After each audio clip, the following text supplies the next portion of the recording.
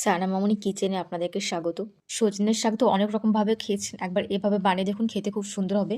সজনের পাতা ডাল থেকে ছেড়ে পরিষ্কার করে ধুয়ে কুচি কুচি করে কেটে নিয়েছি। কড়াইতে জল দিয়ে সামান্য লবণ, কেটে রাখা সজনে পাতা দিয়ে সেদ্ধ হওয়ার জন্য ঢাকা দিয়ে দেব। কড়াইতে পরিমাণ মতন তেল দিয়ে 4 থেকে 5টা বড়ি লাল করে ভেজে নেব। ওই তেলের মধ্যে 5 ফোড়ন, শুকনো লঙ্কা, পেঁয়াজ কুচি, কাঁচা লঙ্কা কুচি দিয়ে 2 মিনিট নাড়াচাড়া করে স্বাদ মতো লবণ, হলুদ গুঁড়ো দিয়ে নেড়ে চেড়ে কেটে রাখা আলু 2 মিনিট নেড়ে চেড়ে সেদ্ধ হওয়া সজনে পাতা দিয়ে দেব। সজনে পাতার সাথে আলু বেগুন ভালো করে নেড়ে চেড়ে নেব। একটু জল দিয়ে আলু বেগুন সেদ্ধ হওয়ার জন্য ঢাকা দিয়ে দেব। 3 থেকে 4 মিনিট পর ঢাকনা উঠিয়ে নেড়ে চেড়ে ভেজে রাখা বড়িগুলো দিয়ে সজনের শাকের সাথে বড়িগুলো ভালো করে নেড়ে চেড়ে দিয়ে বড়িগুলো সেদ্ধ হওয়ার জন্য ঢাকা দিয়ে দেব।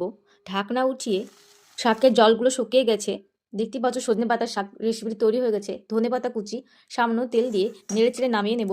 নতুন নতুন ভিডিও দেখার জন্য লাইক, কমেন্ট অ্যান্ড সাবস্ক্রাইব করে পাশে থাকবেন।